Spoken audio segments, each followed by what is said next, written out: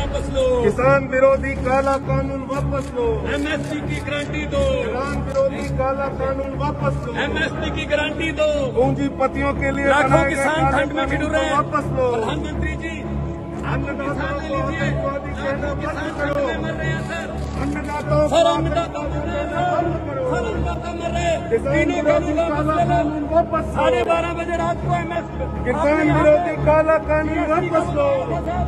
इसका मतलब यह है कि गरीब मरता है मर जाए, इस देश की जनता मरती है मर जाए, इस देश का किसान मरता है मर जाए, सरकार को कोई लेना देना नहीं है।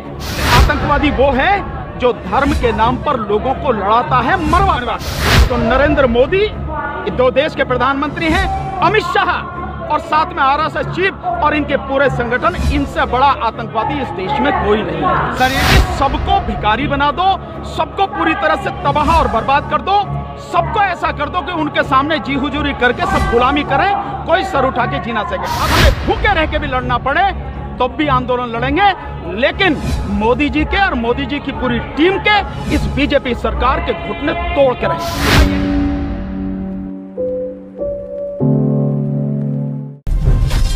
देखिए सुहला आने सच 28 दिसंबर से बुशरा खानम के साथ सिर्फ द नेशन पर।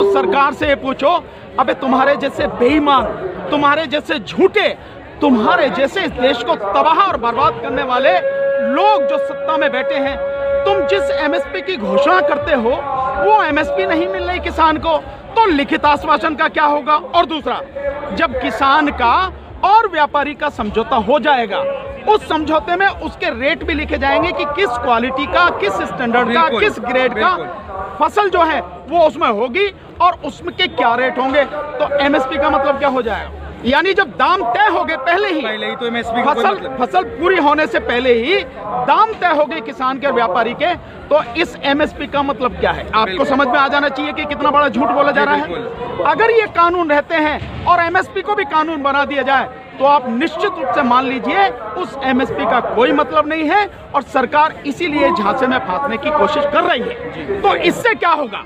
एमएसपी खत्म होगी। जब एमएसपी खत्म ऑलरेडी हो ही गई है और किसान से जितनी भी फसल है जब उद्योगपति खरीद लेगा, चंद पूंजीपति खरीद लेंगे, तो जो एक्ट बनाया 2013 में सरकार ने, फूड सिक्योरिटी बिल, जिसमें देश के 82 करोड़ जनता को अन्न देने की बात कही गई है, 3 रुपए किलो चावल, 2 रुपए किलो गेहूं और 1 रुपए किलो मोटा अनाज, वो खत्म हो गया।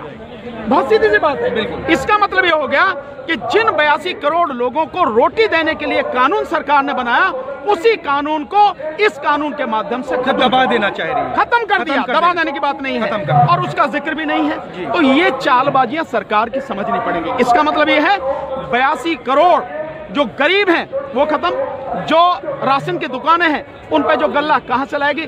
आप बहुत सीधी सी बात है, इसको समझने की कोशिश करें। जब व्यापारी और किसान का ही समझौता हो गया तो सारी फसल तो व्यापारी ले जाएगा, वो राशन की दुकान के लिए कहां से आएगा ये बताओ आप? और इसीलिए एमएसपी से हटना चाह रही है। और 2017 में नीति आयोग के माध्यम से कहा भी है नीति आयोग ने कि सरकार को इससे बाहर निकलना चाहिए। इसका मतलब यह है कि गरीब मरता है मर जाए, इस देश की जनता मरती है मर जाए, इस देश का किसान मरता है मर जाए, सरकार को कोई लेना देना नहीं है। इसलिए ये नुकसान इन सबको होगा। दूसरा, जो एक्ट है जो उसका है ट्रेड और व्यापार का, जितना भी जो व्यापारी वो वाला है, जो आड़ती जिसको कहते हैं, ठीक है, वो आड़ती पूरी तरह से तबाह हो जाएगा। तो इसका मतलब ये है कि किसान नहीं मर रहा, किसान के साथ साथ जनता मर रही है। वो व्यापारी जो छोटा काम करता है वो मर रहा है और साथ में वो व्यापारी जो आड़ती है वो भी मर रहा है। सबको आप पूरी तरह से मार रहे हैं। इसके अलावा इसेंशियल कमोडिटीज एक्ट में जो आपने संशोधन किया है, उससे सब पूरे देश की जनता तबाह हो जाएगी। कैसे होगी? आपने लिमिट हटा दी। आज तक लिमिट है कि ये जो चीजें हैं जरूरी हैं। कौन कौन सी? जिसमें गेहूं है, जिसमें जो है आपके चावल है, जिसमें आपके आलू है, प्याज है, दाल है, जो तिलहन है और तेल है, ये सारी की सारी ये जरूरी चीजें आदमी को चाहिए जीने के लिए, खाने के लिए। इन पे लिमिट लगाई गई थी, इससे ज्यादा व्यापारी स्टॉक नहीं कर सकता। अब वो लिमिट हटा दिया आपने, तो व्यापारी कितना ही भी स्टॉक कर सकता है। तो व्यापारी स्टॉक करेगा तो जनता के फायदे के लिए करेगा। आप जब भी देखेंगे इसमें उदाहरण रहा है, कितनी ही पिक्चरों में ये सच्चाई दिखाई गई है। और हकीकत में आपने 3-4 साल पहले जब देखा होगा, जब दाल की कीमत 200 रुपए किलो हो गई थी जी बिल्कुल, और जब उस पर हल्ला मचा तो सरकार ने रेड मारी, महाराष्ट्र में ही 8,500 टन दाल निकली कहां से? उन गोदामों से। ये आप स्थिति, इसका मतलब व्यापारी जब स्टॉक करेगा वो अपने फायदे के लिए करेगा।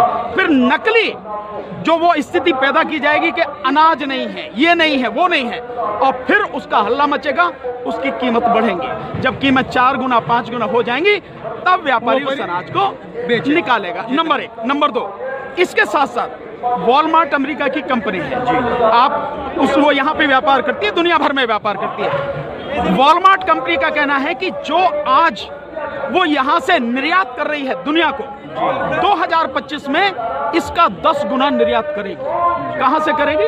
अगर स्टॉक ये सब सीमित रहता तो नहीं कर सकती, इसीलिए सीमा हटा दी गई कि अब वो जितना चाहे खरीद लेगी। जो बड़े पैसे वाला होता है, स्वाभाविक है कि वो बहुत मजबूत होता है, वो सारी चीजें खरीद सकता। तो जब वॉलमार्ट जैसे आएंगे, अंबानी और अडानी जैसे आएंगे, छोटा व्यापारी पूरी तरह समाप्त हो जाएगा। जैसे एक उदाहरण और समझे, अमेज़न जो आप देख रहे हैं, या ऐसी जो कंपनियां हैं जो ऑनलाइन जो व्यापार कर रही हैं, सामान सप्लाई कर रही हैं, उनकी वजह से क्या हुआ है, जो उस तरह के सामान बेचने वाली छोटी दुकानें हैं उन पे प्रभाव पड़ रहा है, वो बर्बाद हो रहे हैं। इसका मतलब ये हुआ कि जिनकी जेब में या जिनके हाथ में पैसा है और सरकार जिनके साथ में खड़ी है, इस देश में वही रहेंगे, बाकी सब गुलाम रहेंगे। यही इस देश को पूरी तरह से तबाह करके इस देश की बाकी जनता को गुलाम बनाने का षड्यंत्र है। और ये सब कुछ यूं ही नहीं हो रहा। कोई ये समझता हो कि सरकार ने ऐसे कर दिया, नहीं, केवल अंबानी और अडानी के लिए कर दिया, नहीं, ये उस हिंदू राष्ट्र की घोषणा जो 2025 में बीजेपी करने की बात कर रही है, बिल्कुल ये उसी हिंदू राष्ट्र की कड़ी में एक और कड़ी है जो ये सब कुछ किया गया।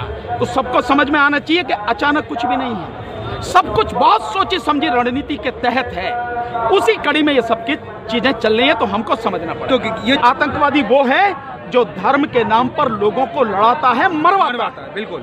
और इस काम में बीजेपी और आरएसएस इनसे बड़ा कोई नहीं है। और अगर एक शब्द में कहूं तो मोदी और अमित शाह से बड़ा कोई नहीं है। सबके सामने है उदाहरण, सबने देखा है गुजरात में किस तरह से 2002 में हुआ, सबने देखा। ऐसा तो नहीं किसी ने नहीं देखा हो। बाबरी मस्जिद के गिरने के बाद बॉम्बे में क्या हालात हुए, सबने देखे।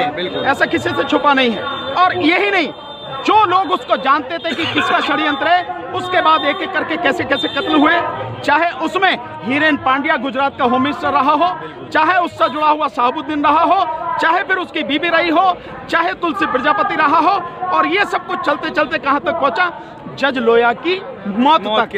तो आतंकवादी कौन है, समझ में आना चाहिए। जो जाति के नाम पर लड़ाता है, आतंकवादी कौन है, वो है। जो लोगों को बर्बादी के रास्ते पर ढकेलता है, आतंकवादी कौन है, वो है। ये है आतंकवाद।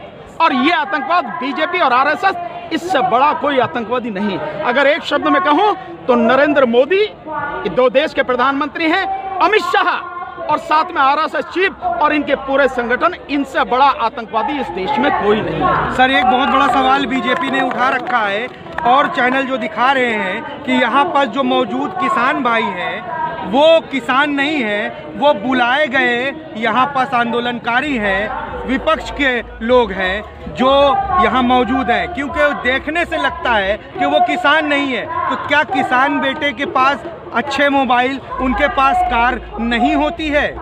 वो पहले ही चाहते हैं कि बाकी पूरा देश गुलाम बने। तो जो लोग ढंग से रह सकते हैं वो उन्हें बर्दाश्त नहीं है किसी भी हालत में। क्या आपको किसान वैसा ही चाहिए जो बिल्कुल फकीर हो, भिखारी हो?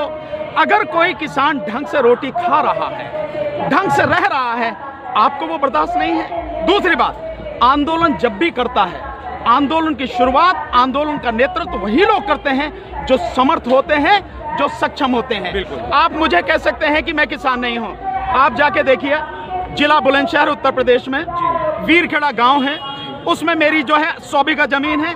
जाके देखो, कई बात आपको पता लग जाएगी। जो खसरा खतौनी है वही है, आप जो तहसील से निकलवाओ ना आपको पता लगेगी। लेकिन इसका मतलब ये नहीं है कि मैं जो है फटे टूटे कपड़े पहन के, ठीक है मैं किसान हूं। का यही कहना है कि जो फटे कपड़े पहने रहेगा वही किसान है। नहीं, क्यों? सरकार यही चाहती है ना। मैंने आपको बताया कि षड्यंत्र ही ये है कि सबको भिखारी बना दो, सबको पूरी तरह से तबाह और बर्बाद कर दो, सबको ऐसा कर दो कि उनके सामने जी हुजूरी करके सब गुलामी करें, कोई सर उठा के जी ना सके। अब दूसरी बात, अब मेरी बात छोड़िए, आप किसी की भी बात मना कीजिए। आप जाके इस आंदोलन में हैं, यहाँ से लेके 20 किलोमीटर तक है ये सिंगू बॉर्डर का, जाओ एक एक व्यक्ति से मिलो, उससे पूछो तू किसान है कि नहीं है, उससे पूछो तेरी स्थिति क्या है। हमारे जो तकरीबन 44 साथी शहीद हो चुके हैं इस आंदोलन में, वो साथी उम्र क्या है, 18 साल से लेके उनकी 60 साल तक की उम्र है, और उनकी इनकम क्या है, वो गरीब किसान है। किसी के पास 1 एकड़ जमीन है, किसी के पास 2 एकड़ जमीन है, ये स्थिति है, और वो इसी आंदोलन में शहीद हुए हैं। आप इनको क्या कहेंगे? सरकार के आंकड़े के हिसाब से जो 80 से 85% किसान है वो सीमांत और गरीब किसान है, छोटा किसान है, और उसकी जमीन कितनी है, मात्र 2 एकड़। ये सरकार के आंकड़े, मेरे नहीं है। तो आप जिनको देखो कि जो शहीद हो गए उनको देखो, और जो यहाँ पर है यहाँ से लेके वहां तक, किसी की बात पे विश्वास मत करो। आप जाके हर एक किसी को देखो और दुनिया को बताओ, मीडिया के साथ ही आप तो पता लग जाएगी कि कैसे कैसे किसान हैं। कुछ लोग जो मजबूत स्थिति में है, जो लीड कर रहे हैं, होना भी चाहिए, मजबूत व्यक्ति ही करेगा लीड। कोई मेरे से ही उम्मीद करेगा कि मैं आंदोलन को लीड करूं, बिल्कुल कोई उससे उम्मीद नहीं करेगा जो सुबह से शाम तक अपनी रोजी रोटी कमाने में ही सारी उसकी ताकत चली जाती है। वो आंदोलन कैसे करेगा?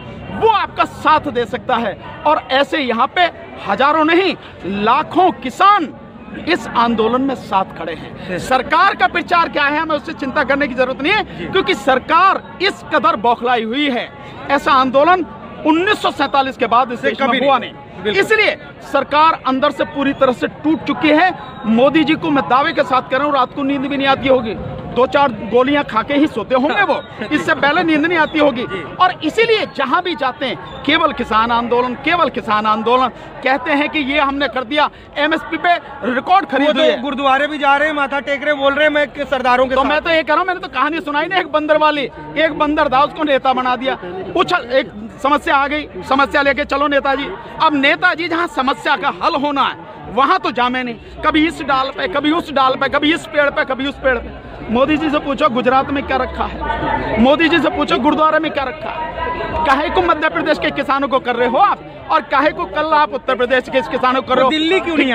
नहीं दिल्ली क्यों, सिंगू बॉर्डर पे आओ, किसान तो यहाँ है ना, बिल्कुल यहाँ माथा टेको, यहाँ नाक रगड़ो और हाथ जोड़ कर मांगो माफी किसानों से।